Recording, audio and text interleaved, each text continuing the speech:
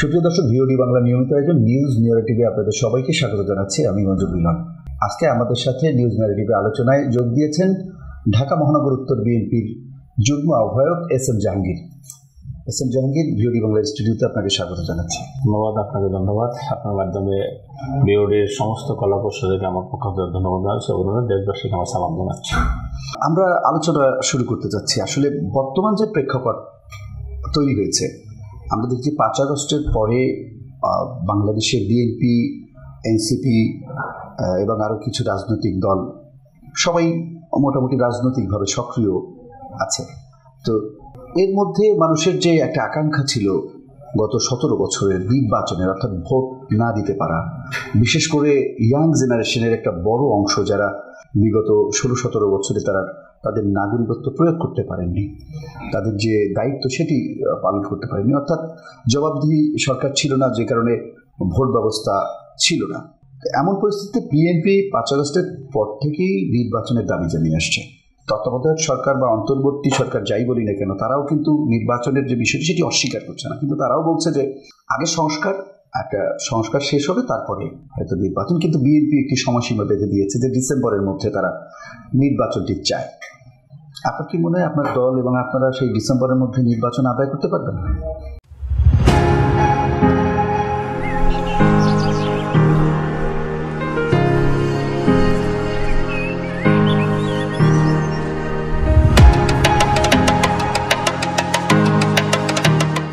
ধন্যবাদ আপনাকে।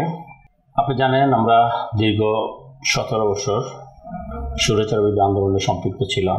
সারা দেশের মানুষ বুক ভরে তাকিয়েছিল যে গত 2008-এর পরে যে নির্বাচন হলো, 8 নির্বাচনের পরে যে আন্দোলন শুরু হয়েছে পার্টি ভারপ্রাপ্ত চেয়ারম্যান জনাব তারেক রহমানের নেতৃত্বে, দেশটাকে বেগম খালেদা জিয়ার নেতৃত্বে এবং তারেক রহমানের যে আন্দোলন শুরু হয়েছে, সেই আন্দোলনে বাংলাদেশের প্রতিটি মানুষ সমর্থন দিয়ে যাচ্ছিল। পরবর্তীতে এই সরকারের, অর্থাৎ ফেসিবাদের হাসিনা সরকারের তৎকালীন সময়ের নির্যাতন নিপীড়নের কারণে আমাদের অনেক নেতাকর্মীর গুম হয়েছে, খুন হয়েছে, হত্যার শিকার হয়েছে, মামলার শিকার হয়েছে। তার পরবর্তীতে জোর করে আপনি দেখেন 14টি নির্বাচন করেছে। 14 নির্বাচনে কি হয়েছে, কতটুকু কী করেছে সেটা আমরা দেশবাসী জানি। তার পরবর্তী দেখেন 18তে একটি নির্বাচন হয়েছে। আমরা যদি এই এক একটা নির্বাচন নিয়ে আমরা কথা বলি, তাহলে হয়তো আমাদের অনেক সময় চলে যাবে। আমি সেই জন্য জাস্ট এগুলো টাচ আপ করছি। তো 18 নির্বাচনে আমরা একটি নতুন ফর্মুলা পেয়েছি। সেটা কি, যে 18 নির্বাচনে কিন্তু আমরা দেখেছি যে গায়েবী মামলা নামে একটি জিনিসের উদ্যোগ করেছিল তৎকালীন ফেসিবাদ আওয়ামী লীগ সরকার। তখন এই গায়েবী মামলা দিয়ে আমাদের সমস্ত নেতাকর্মীদেরকে এলাকা থেকে বিতাড়িত করে। তারা 18 যে নির্বাচনটা হলো 30শে ডিসেম্বর ছিল নির্বাচনের ডেট, তারা 29 থেকে রাতে কিন্তু নির্বাচনের কার্যক্রম সেরে ফেলেছে। এবং 14 নির্বাচনটা তাও একটু বলতে হয়, সেখানে 154টা সিট বিনা প্রতিদ্বন্দ্বিতা তারা নির্বাচিত করে নিয়েছে। অর্থাৎ আওয়ামী লীগ বা হাসিনা কখনো চায় না যে জনগণ ভোট দিতে আসুক বা ভোটে আসুক, কারণ জনগণের প্রতি তাদের বিন্দুমাত্র আস্থা ছিল না। কারণ দেশের জন্য, জনগণের জন্য তারা এমন কিছু করেনি যেটা জনগণ তাদের পক্ষে থাকবে। হাসিনা কিন্তু সবসময় একটা কথা বলতো যে আগে উন্নয়ন, তারপরে গণতন্ত্র। অর্থাৎ সে ভোটের রক্ষা করে না। একটি রাষ্ট্রের, একটি গণতান্ত্রিক রাষ্ট্রের জনগণ যে সমস্ত রাজনৈতিক ক্ষমতার উৎস, এটা বিএনপি বিশ্বাস করে, কিন্তু হাসিনা সেটা বিশ্বাস করতো না। যার কারণে কিন্তু হাসিনা প্রতিটি নির্বাচন জোর করে নির্বাচন করেছে। এবং আপনি দেখেন, আমরা আগে মনে করতাম বা মানুষ বলতো যে আওয়ামী লীগের একটা ভোট দেশে ছিল, সেটা হোক 30% হোক 32%, কিন্তু গত নির্বাচনগুলো, সেই সমস্ত নির্বাচনগুলো আপনি যদি 14 নির্বাচন বলেন, 18 নির্বাচন বলেন, 24 নির্বাচন, কোনো নির্বাচনে কিন্তু সেই ধরনের ভোট পড়ে না। তাইলে আওয়ামী লীগ করে কারা? তো এই ফেসিবাদের অত্যাচার নির্যাতনের কারণে দেশের মানুষ এতটাই অতিষ্ঠ হয়েছে যে দেশের মানুষ সর্বক্ষেত্রে, সর্ব জায়গা থেকে বঞ্চিত হয়ে এই সরকারের বিরুদ্ধে আন্দোলনে নেমেছে। আর সেটা প্রথম যখন বৈষম্যবিরোধী ছাত্র আন্দোলন করেছে, সেই আন্দোলনটা পরে কিন্তু এক দফায় চলে গিয়েছে। আপনি দেখেন, এক দফা আন্দোলনে আমাদের সেই আন্দোলনের মূল নেতৃত্ব দিয়েছিলেন আমাদের পার্টির ভারপ্রাপ্ত চেয়ারম্যান জনাব তারেক রহমান। সেই তারেক রহমান সাহেব লন্ডনে বসে যারা বৈষম্যবিরোধী আন্দোলনে জড়িত ছিলেন, যারা পরবর্তীতে যারা ছাত্র জনতা গণঅভ্যুত্থানে যারা জড়িত হয়েছেন, সবার সাথে কিন্তু যারা নেতৃত্বাধীন, তারা সবার সাথে আমাদের পার্টির ভারপ্রাপ্ত চেয়ারম্যান জনাব Tarique Rahman time to time কথা বলেছে। তাহলে আমরা বলতেই পারি যে বিএনপি সহ যারা আন্দোলনে মাঠে ছিলেন, সকলের নেতৃত্ব দিয়েছেন আমাদের পার্টির ভারপ্রাপ্ত চেয়ারম্যান জনাব তারেক রহমান। 5ই জুলাই আগস্টের যে আন্দোলন হয়েছে, সেই আন্দোলনে আমাদের বিএনপির প্রায় 422 জন নেতাকর্মী নিহত হয়েছে। অনেক নেতা পঙ্গুত্ব বরণ করছে, আহত হয়েছে, অনেকে মামলা খেয়েছে। আমি নিজেও কিন্তু তখন জেলে ছিলাম। আমি এক বছর জেল খেটে আমি মার্চ মাসের 8 তারিখে বেরিয়েছি। তারপরে আবার 22শে জুলাই আবার অ্যারেস্ট হয়েছি এবং আমি বের হয়েছিল আপনার 6ই আগস্ট। অর্থাৎ দেশ স্বাধীন হওয়ার পরে, গণতান্ত্রিকভাবে স্বাধীন হওয়ার পরে আমি বের হয়েছি, যখন দেশে কোনো রাষ্ট্রে কোনো সরকার ছিল না। তা আমি এতগুলো কথা বললাম যে তখন ছাত্র জনতার যে আন্দোলন হয়েছে, সে আন্দোলনে এই দেশের আপামর জনসাধারণ কে পার্টি করে কে পার্টি করে না সেটা নেই। দেশের মানুষ যারা দেশকে পছন্দ করে, দেশকে ভালোবাসে, দেশের স্বাধীনতা সার্বভৌমত্বে বিশ্বাস করে, গণতন্ত্রে বিশ্বাস, আপামর জনসাধারণ সেই আন্দোলনে ঝাঁপিয়ে পড়েছিল। যার কারণে কিন্তু আমরা এত বড় একটা ফেসিবাদকে মোকাবেলা করে, ফেসিবাদকে আন্দোলন করে আমরা বিতাড়িত করতে পেরেছি এবং হাসিনা পালিয়ে গেছি। আপনি দেখেন, হাসিনা পলায়নের পরে আমরা কি দেখলাম? বিএনপি সহ দেশের মানুষের সহযোগিতার কারণে, সমর্থনের কারণে অধ্যক্ষ ইউনূস, উনি অনেক নামি দামি ব্যক্তিত্ব, ওনার মাধ্যমে একটা ইন্টারিম গভর্নমেন্ট সৃষ্টি হবে। সেই ইন্টারিম গভর্নমেন্টের মূল দায়িত্ব ছিল, মূল কাজ ছিল বা এখনও আছে, যে বাংলাদেশের মানুষ যার জন্য 17 বছর যুদ্ধ করেছে একটি সুষ্ঠু সুন্দর নির্বাচন দিবে। কিন্তু আমরা দেখলাম যে তারা নির্বাচনে তারা আসার পরে, অর্থাৎ ইন্টারিম গভর্নমেন্ট যখনই শপথ নিল, তার পরবর্তীতে তারা কিছু রিফর্মের কথা বলল। তারা বিভিন্ন জায়গায় সংস্কারের কথা বলবো। তা আমরা তো সংস্কার চাই, আমরা তো সংস্কার করছি, আমরা তো সংস্কারের পক্ষে। আমরা 2023 সনে আমাদের পার্টির ভারপ্রাপ্ত চেয়ারম্যান জনাব তারেক রহমান 31 দফার সংস্কার প্রস্তাব দিয়েছেন। তা আমরা তো আর তাদের থেকে সংস্কার শিখবো না, আমরা আমাদের মতো সংস্কার করব। শহীদ রাষ্ট্রপতি জিয়াউর রহমান এদেশের সবচেয়ে বড় সংস্কারক। আপনি দেখেন, স্বাধীনতা যুদ্ধে তিনি নিজে যুদ্ধ করেছেন এবং সশরীরে যুদ্ধ করে দেশকে স্বাধীন করেছেন। মহান স্বাধীনতা যুদ্ধে ঘোষণা তিনি দিয়েছেন। পরবর্তীতে একদলীয় শাসন ব্যবস্থায় বহুদলীয় গণতন্ত্র তিনি প্রবর্তন করেছেন। এগুলো কি আমাদের রিফর্ম না? তা আমরা তো প্রতিটি জায়গায়, প্রতিটা সময় আমরা সংস্কারের পক্ষে এবং সংস্কার করে যাচ্ছি। দেশটি বেগম খালেদা জিয়া এদেশে রাষ্ট্রপতির সাথে সরকার থেকে মন্ত্রিপরিষদের সাথে সরকার কে আছে? সেটা দেশটি বেগম খালেদা জিয়া নিয়ে আসছে। তা আমরা তো সবসময় সংস্কার করি এবং সংস্কারের পক্ষে। কিন্তু এই সরকার এসে যে সংস্কারের কথা বলছে, সেই সংস্কার একটি সংস্কার, এটা চলমান প্রক্রিয়া। এটা তো আপনার 1 দিন 2 দিন 3 দিনে শেষ হয়ে যাবে না। অবশ্যই সংস্কার দরকার, আমরা সংস্কার করব এবং সংস্কার করার পক্ষে। সেটা কি সংস্কার? আমাদের মুখ্য দাবি, দেশবাসীর মূল এজেন্ডা হলো নির্বাচন। আপনি সেই নির্বাচন সংক্রান্ত যদি কোনো সংস্কার থাকে, অবশ্যই সেগুলো করেন। তো সেটার জন্য কত মাস? 9 মাস তো অলরেডি চলে গেল। তো 9 মাস যদি চলে যায়, আর কতদিন লাগবে? তো আপনি দেখেন, আপনি যদি 91 নির্বাচনের দিকে তাকান, যখন জাস্টিস শাহাবুদ্দিন সাহেব 3 মাসে বাংলাদেশে সবচেয়ে ঐতিহাসিক একটা নির্বাচন করেছেন এবং একমাত্র বাংলাদেশের যতগুলো নির্বাচন হয়েছে স্বাধীনতার পরে, একমাত্র 91-এর নির্বাচন নিয়ে কিন্তু কার কোনো বক্তব্য নেই, নেগেটিভ কোনো বক্তব্য নেই। আর প্রতিটা নির্বাচনের টুকটাক, আর নির্বাচন এটা হয় সারা ওয়ার্ল্ডেই, নির্বাচনে টুকটাক সমস্যা হয় বা যেটা সহনশীল, অতটুকু মানুষ অ্যালাউ করে। তো যাই হোক, যেটা আমি বলতেছিলাম, তো এই সংস্কার নিয়ে কিন্তু আমরা আছি। এই যে তারেক রহমান যে 31 দফা সংস্কারের প্রস্তাবনা দিয়েছেন, এই 31 দফা যদি সংস্কার হয় বাংলাদেশে, তাহলে বাংলাদেশে তার সংস্কারে কিছু থাকবে না। কিন্তু না, তারপরও থাকবে। আবার একটা নতুন সমস্যা আসবে, আমরা নতুন করে সংস্কারের চিন্তা করব।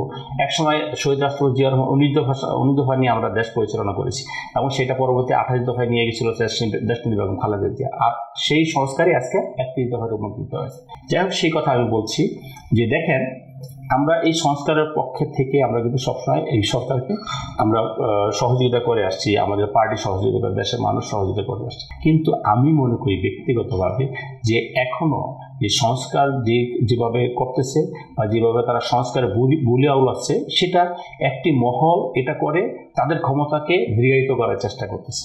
এবং সেটা কেন দেখেন, আওয়ামী লীগের যে প্রেতাত্মারা ছিল, খুনি হাসিনা পালিয়ে গেছে, তার দোষরা কিন্তু এখনো দেশে আছে এবং বিভিন্ন প্রশাসনে আছে।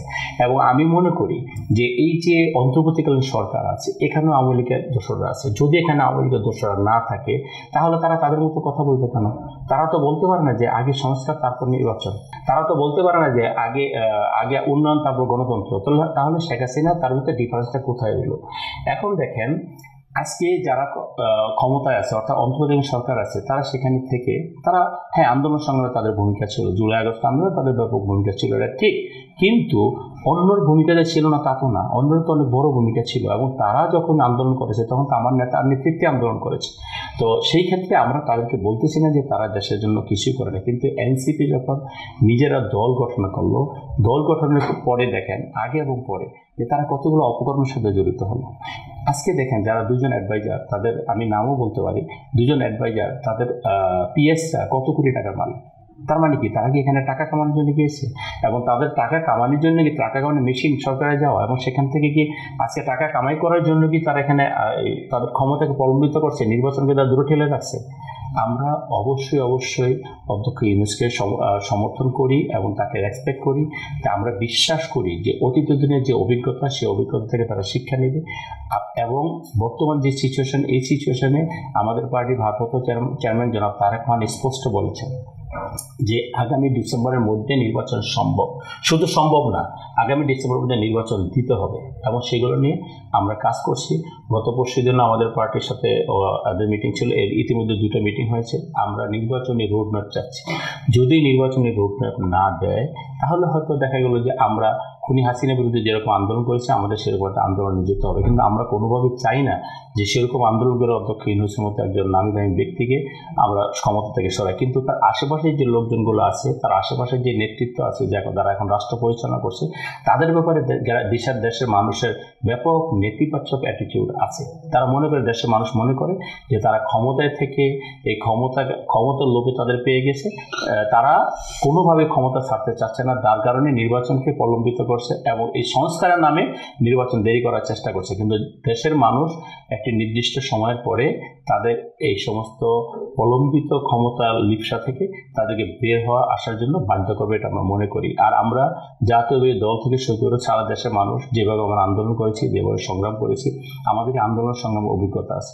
আমরা কিন্তু, আমি মনে করি শুধু বিএনপি একাই যে আন্দোলন করে খুনি হাসিনাকে পতন ঘটিয়েছে তা না, এখানে একটা সাধারণ মানুষ, দেশের সাধারণ মানুষ যারা 17 বছর এই আওয়ামী লীগ করতে নির্যাতিত, নিপীড়িত। আপনি দেখেন, আমরা দেখেছি যে যখন আওয়ামী লীগ ক্ষমতায় আসে তখন কিন্তু এদেশে হিন্দুরা সবচেয়ে বেশি নির্যাতিত হয় আওয়ামী লীগের আরবদের দ্বারা, এবং আওয়ামী লীগরা কিন্তু সবসময় হিন্দুদের সয় সম্পত্তি দখল করে। এটা আপনারা যদি একটি সার্ভে করেন তাহলে বুঝতে পারবেন না, 96-এর পর থেকে এই কাজগুলো হয়ে আসছে। তো সেই ক্ষেত্রে তারাও কিন্তু অনেক হিন্দু পরিবার আওয়ামী লীগের অনেক পরিবারের অনেক ছাত্ররাও কিন্তু আমাদের এই আন্দোলনে ছিল, কারণ তারা এই আন্দোলনের সাথে সম্পৃক্ত ছিল। তো সেই ক্ষেত্রে আমরা মনে করি যে তারা যতই প্রলম্বিত করার চেষ্টা করুক, ডিসেম্বরের পরে দেশের মানুষ তাদের আর সুযোগ দিবে না। তারপরে দেখেন সংস্কারের কথা বলে, তাহলে সংস্কার তো সবার আগে করা উচিত। জুলাই আগস্টে যারা হত্যা হয়েছে তাদের বিচারটা আগে করা উচিত। তো আপনি তো এই 9 মাসে আপনি কয়টা মামলার আপনি চার্জশিট দিয়েছেন? এই 9 মাসে আপনি কয়টা মামলা আন্তর্জাতিক ট্রাইব্যুনালে নিয়েছেন? আপনি সেটা করেন নাই। আপনার তো সবচেয়ে প্রায়োরিটি তো সেটা যে এতগুলা তাজা প্রাণ গেল, ছাত্র জনতা মৃত্যুবরণ করলো, শ্রমিক মৃত্যুবরণ করলো, হকার মৃত্যুবরণ করলো, তো দুধের বাচ্চা মৃত্যুবরণ করলো, তো তাদের ব্যাপারে তো আপনার কোনো ইমোশন নাই। আমরা যখন দেখি যে পঙ্গু হসপিটালে এখনো পঙ্গুত্ব নিয়ে মানুষ কাতরাচ্ছে, আমরা যখন সেখানে যাই তারা আমাদেরকে ধরে হাউমাউ করে কান্নাকাটি করে, তাদের তো সুচিকিৎসা হচ্ছে না কেন? আপনি যদি সেরকম ভাবে চলতে পারেন, আপনি প্রাডো গাড়িতে চড়েন, আপনি 5 স্টার হোটেল ছাড়া খান না, ও তো আপনার সাথে জড়িত, ওর সাথে আপনার পাশের ছেলেটা গুলি খেয়েছে, সে অন্ধ হয়ে গেছে, সে পঙ্গুত্ব বরণ করেছে, তার তো কোনো খোঁজখবর রাখতেছেন না, তার তো চিকিৎসা করতেছেন না। এবং সেই কারণে কিন্তু গত কিছুদিন আগে আপনি দেখেছেন বরিশালের 3 জন এনসিপির নেতা পদত্যাগ করেছে। কেন পদত্যাগ করেছে?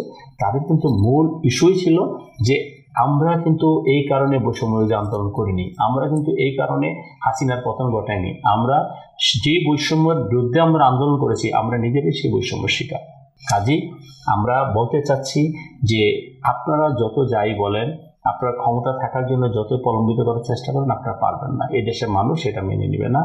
বিশেষ করে বিএনপি যেভাবে আগাচ্ছে বা বিএনপি সাধারণ মানুষকে সম্পৃক্ত করতে বিএনপি চিন্তা করে বা বিএনপি বোঝে বা বিএনপি আমাদের পার্টি ভারপ্রাপ্ত চেয়ারম্যান জনাব তারেক রহমান স্পষ্ট বলেছে, বাংলাদেশের সমস্ত রাজনৈতিক ক্ষমতার উৎস হলো জনগণ। কাজে জনগণকে নিয়ে বিএনপি রাজনীতি করে, জনগণের সাথে থেকেই রাজনীতি করে। জনগণ যখন যেটা চাবে, অতীতে চেয়েছে, আন্দোলন করেছে, আবার যদি এই সরকারের বিরুদ্ধে জনগণ চায় ফুসে ওঠে, তাহলে অবশ্যই আন্দোলন করব। এবং আমরা বিশ্বাস করি যে অন্তর্বর্তীকালীন সরকার সেই জায়গায় আমাদেরকে নিয়ে যাবে না। আমরা অল্প সময়ের মধ্যে একটি নির্বাচনী রোডম্যাপ পাবো, এটা আমরা বিশ্বাস করি, এবং আমাদের সাথে সেটা দেশবাসীর চাহিদা। কিন্তু এনসিপির কয়েকজন নেতা, পাশাপাশি সরকারের কয়েকজন উপদেষ্টা, তারা বারবার বলবার চেষ্টা করছেন যে এই যে তথাকথিত একটা নির্বাচন যদি হয় তাহলে আবারও একটা দানবীয় সরকার তৈরি হবে, আবারও একটা সারা দেশে দুর্বৃত্তায়ন, সারা দেশে দুর্নীতি, চাঁদাবাজি এগুলো আগের মতোই, আগের অবস্থায় ফিরে যাবে। তারা এটা বলবার চেষ্টা করে, এটা বলছেন যে আমরা যদি সংস্কারটা যদি এই সরকার না করে তাহলে এই পরিস্থিতি থেকে ফেরা সম্ভব না। দেশের এই পরিবর্তনের জন্য তারা সংস্কার চাচ্ছে।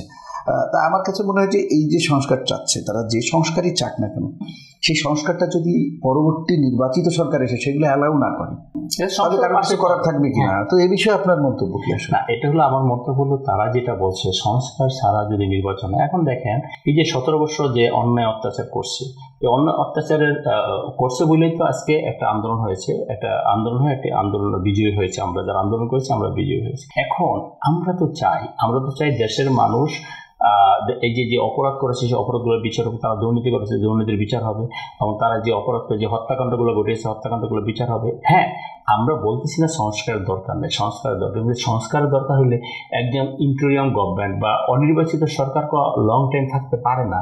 এটাও তো একটা অন্যায়। একটা অনির্বাচিত সরকার যদি আপনি তার লং টাইম থাকে, এটার অন্যায় না, জোর করে থাকা। এবং আপনি একটা অন্যায় কবে হবে কি হবে না সেটাকে প্রতিরোধ করার জন্য আপনি নিজে অন্যায় করে আপনি থেকে যাবেন, তাহলে শেখ হাসিনা দোষ করছে কি?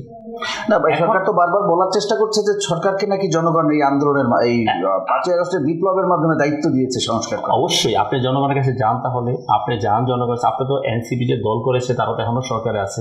আপনি এনসিপি সারা দেশের অবস্থা দেখেন, আপনি কোন বিভাগে এনসিপি নেতাকর্মীরা, গতকালকে রংপুরেও শতাধিক ছাত্র পদত্যাগ করেছে। হ্যাঁ, এনসিপি কোন বিভাগে এনসিপির সাথে সম্পৃক্ত ছাত্রছাত্রীরা বা এনসিপির কর্মীরা চাঁদাবাজি না করতেছে, অন্যায় না করতেছে, অপরাধ না করতেছে। এখন সরকারের থেকে তারা যদি এই সমস্ত কথাগুলো সরকার থেকে অনেক ধরনের কথা বলা যায়, কিন্তু বাস্তবিকভাবে আপনি জনগণের কাছে যান, যদি আপনি মনে করেন যে আপনার এতই জনপ্রিয় তাহলে আপনি ভোটে আসতে সমস্যা কোথায়? আপনি তাকে নিবন্ধন নেন, আপনাদের তো নিবন্ধন নাই, আপনি নির্বাচন কমিশনে যান, নিবন্ধন নেন, তারপরে আপনি নির্বাচনে আসেন। জনগণ যদি আপনাদেরকে এই সরকারে থাকতে বলে বা জনগণ যদি মনে করে এই সরকারের সময় আরো প্রলম্বিত হোক বা লং টাইম তারা ক্ষমতায় থাকুক, তাহলে অবশ্যই জনগণ আপনাকে ভোট দিবে। সেক্ষেত্রে তো আমাদের কোনো সমস্যা নেই। যদি জনগণ আপনাকে ভোট দেয় তাহলে আমাদের তো কোনো সমস্যা নাই। আমরা বলতেছি না যে ভোট হইলে আমরা বিএনপি ক্ষমতায় যাবে। আমরা বলতেছি দেশে কোনো অন্যায় অপরাধ করে দীর্ঘদিন থাকা যাবে না। এখানে যেহেতু একটা সংবিধান আছে, সংবিধান নিয়মকানুন আছে, সেই নিয়মকানুনের ভিতরে থেকে আমাদের একটি নির্বাচন করতে হবে। আপনি একটি সুষ্ঠু নির্বাচন দেন, সেই নির্বাচনে যে ক্ষমতায় আসে সেই দেশ পরিচালনা করবে। বিএনপি যে ক্ষমতায় আসবে এটা কোনো গ্যারান্টি নেই, অন্য কেউ যে ক্ষমতায় আসবে এটা কোনো গ্যারান্টি নেই। জনগণ যদি ভোট না দেয় আপনি ক্ষমতায় কী করে আসবে? আর আপনি যদি মনে করতেছেন যে আপনার এতটা জনপ্রিয়, আপনি অবশ্যই আপনি জনপ্রিয় আসেন আর নির্বাচনে আসেন, আমরা দেখি জনগণ কাকে ভোট দেয়। আর ওখানে থেকে আপনি বড় বড় কথা বলে লাভ নাই, আপনি মাঠে আসেন। এবং এই কিছুদিন পূর্বে আপনারা তাদের এনসিপির বিভিন্ন কর্মকাণ্ডগুলো দেখেছেন, এনসিপি আপনার নির্বাচন কমিশন ঘেরাও করে দেখেছেন। আপনারা কতজন লোককে সম্পৃক্ত করতে পেরেছেন? সেই নির্বাচন কমিশন ঘেরাওতে? আর আমাদের ইশরাকের আমরা সেখানে যাইনি। আমাদের ইশরাকের জন্য ওত নেওয়ার জন্য যে আন্দোলন হয়েছে সেখানে তো ইশরাক সমর্থক গোষ্ঠীরা করেছে, সেখানে আমরা বিএনপি যাইনি। তো আমাদের পার্টি সেখানে আমাদের নির্দেশনা দেয় না, কিন্তু তারপর তো এই লক্ষ লক্ষ মানুষ এসে সেখানে আন্দোলন করেছে। তাহলে আপনারা কিসের সাথে পাল্লা দিচ্ছেন? আমার কথা হলো আপনাদেরকে রেসপেক্ট রেখে বলি, আজকে এনসিপির প্রতি যেহেতু একটা রাজনৈতিক দল, আমরা তাদেরকে রেসপেক্ট রেখে বলতেছি, যদি জনগণের প্রতি এতটা আস্থা থাকে অবশ্যই আপনারা নির্বাচনে যাবেন, এবং সেই নির্বাচনে জনগণ যাদেরকে ভোট দিবে তারাই ক্ষমতায় যাবে। তাহলে যদি ওইরকমই হয়, আপনাদের জনপ্রিয়তা আছে, জনগণ আপনাদের চায়, জনগণ আপনাদের এখনও ইন্টারিম গভর্নমেন্টে রাখতে চায়, তাহলে ভাই আসেন আমরা ইলেকশন করি, একটি সুষ্ঠু নির্বাচন করেন। জনগণ যদি আপনাদের পক্ষে থাকে অবশ্যই আপনারা ভোট দিবে, আর যদি বিএনপির পক্ষে থাকে অবশ্যই বিএনপিকে ভোট দিবে। কাজেই আমার কথা হলো যে সমস্ত গলাবাজি না করে যখন যে মাঠে আসেন, আমরা কাজ করে একসঙ্গে নির্বাচন করি, দেখা যাক কার অবস্থা কী হয়। জনগণ যাকে রায় দিবে সেই দেশে সুস্থভাবে সাংবিধানিক অনুযায়ী দেশ পরিচালনা করবে। এবং এই সরকার যে কাজগুলো করছেন, এই কাজের অনেকগুলো যারা সংস্কার বলেন বা অন্যান্য কর্মকাণ্ড, এগুলো তো পাশ করতে হবে সংসদে। কাজে এইগুলো পাশ করার জন্য আপনার সংসদ দরকার। তো তাহলে আপনি যদি সংসদ প্রলম্বিত করেন নির্বাচন, তাহলে এগুলো আপনি কবে হবে, কিভাবে করবেন, সেগুলো দৃষ্টিভঙ্গি তো আপনাদের সামনে আছে। কাজেই আমরা মনে করি যে একটি নির্বাচিত সরকারই পারে দেশের সাংবিধানিক সমস্যাগুলো সমাধান করতে, অন্য কেউ পারবে না। এনসিপির কয়েকজন নেতা বেশ কিছুদিন ধরে বলছেন যে ভারত আওয়ামী লীগ এবং বিএনপির বক্তব্য একই সুরে গাথা। বিএনপি তো দেখছি আমরা শুধু নির্বাচন ইস্যুতে শুধু একটা দ্বিমত তৈরি হয়েছে যে বিএনপি গণতান্ত্রিক প্রক্রিয়া ফিরে আসতে চায়। এটি নির্বাচন চাওয়াটা কিন্তু একটা রাজনৈতিক দলের ডেইলি রুটিনের মধ্যেই পড়ে। সুতরাং সেই চাওয়াটাকে কেন এনসিপি বলছে যে ভারত এবং আওয়ামী লীগ ইস্যুর কথা?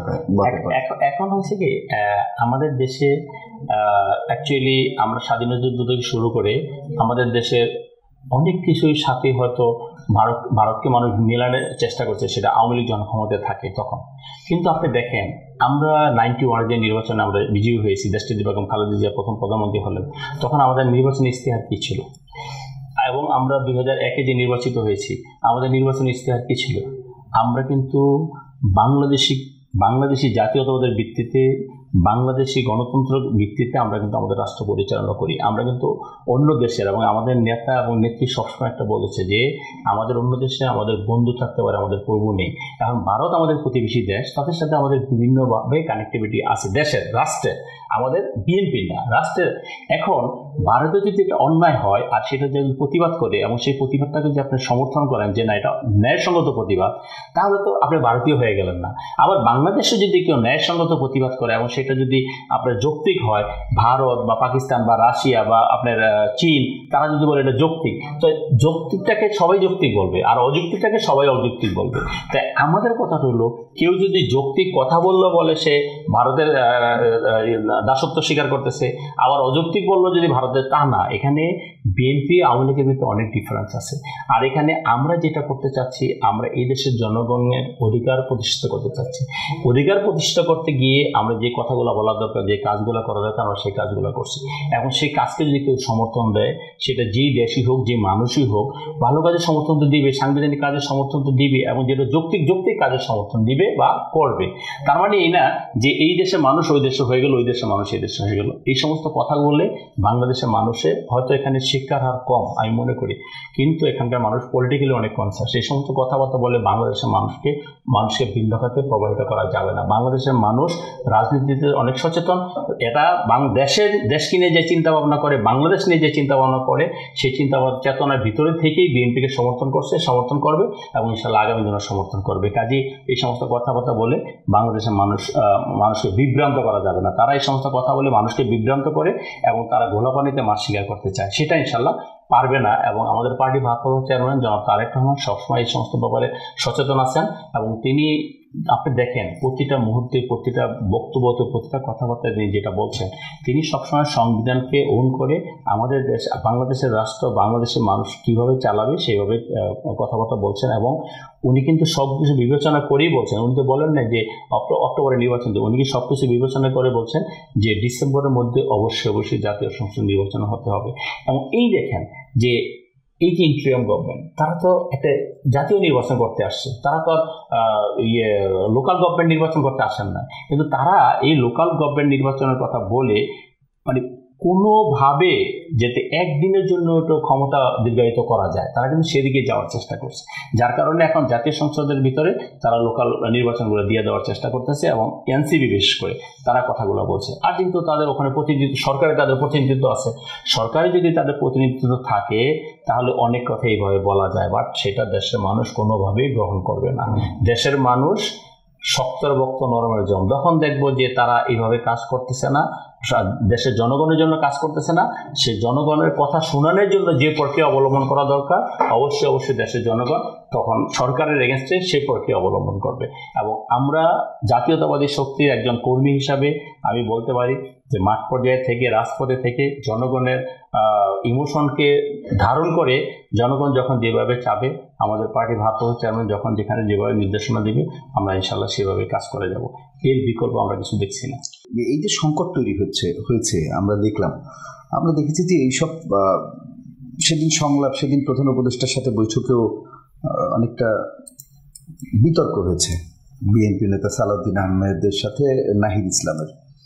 তো সেখানে একটা বিষয় স্পষ্ট যে একটা রাজনৈতিক কনফ্লিক্ট বলবো না, রাজনৈতিক সংকট, মতানৈক্য সেখানে আসলে এই ধরনের পরিস্থিতি তো কিছুটা শঙ্কা থেকে যায়। আসলে তাহলে বিএনপি তো নির্বাচন আদায় করতে চাচ্ছে, আমরা জানি যে ঈদের পরে হয়তো বিএনপি কর্মসূচিও দেবে। আপনিও বললেন যে যদি সরকার না মানে তখন এদেশের জনগণকে সাথে নিয়ে অবশ্যই বিএনপি প্রেশার ক্রিয়েট করে তাদের দাবি আদায় করবে। তাহলে কি আমরা আবার একটা অস্থিরতা কিংবা একাগ্রতার একটা সংকটের আশঙ্কা থেকে যায় কিনা? আসলে না, আমার বিশ্বাস যে সেরকম সংকট এখানে হবে না, কারণ একটা দেশের মানুষ, আপনি ধরেন যদিও আমাদের চিফ অ্যাডভাইজার দেশের বাইরে গিয়ে উনি বলেছেন যে একটা পার্টি নির্বাচন চায়, এই কথাটা উনি কিন্তু দেশে বলেননি, ওখানে বলেছেন। উনি কি কারণে বলেছেন, কিভাবে বলেছেন সেটা উনি জানেন, আর প্রশ্নটা কি ছিল সেটা আমি বলবো না। কিন্তু আমার বক্তব্য হলো বিএনপি সহ প্রায় 62টা দল তো সেখানে নির্বাচন চাচ্ছে বা দেশে গণতান্ত্রিক প্রক্রিয়াটা খুব দ্রুত সমাধান করার জন্য বলছে। তো এখানে উনি একটা পার্টির কথা কেন বললেন সেটা আমার বোধগম্য নয়। তো দেশের 62টা রাজনৈতিক দল যেহেতু চাচ্ছে যে একটি নির্বাচন, সেখানে ওরা নাহিদ ইসলাম বলেন বা অন্য যে অ্যাডভাইজার বলেন, বিশেষ করে নির্বাচন নিয়ে কথা বলা বা আমাদের সাথে ডিবেট করা, এটা হয়তো করার জন্য করা, বলার জন্য বলা, বাট এটা আমার মনে হয় আদতে সেরকম কোনো গুরুত্বপূর্ণ ভূমিকা পালন করতে পারবে বলে আমি মনে করি না। কারণ আমি আবারও বলছি যে জনগণ তাদের ভোটাধিকার ফিরে পাওয়ার জন্য উদ্গ্রীব হয়ে আছে এবং সেটার জন্য জনগণ প্রস্তুত যে পরবর্তীতে বিএনপি যদি তাদের ভোটাধিকার আদায় করার জন্য অন্য কোনো আন্দোলন সংগ্রামের ডাকও দেয়, সেখানে তারা আমাদের সাথে অংশগ্রহণ করবে। আমরা যেহেতু মাঠ পর্যায়ে কাজ করি, আমাদের সেই বিশ্বাস এবং সেই আস্থা আছে এবং জনগণ সেটা বলছে।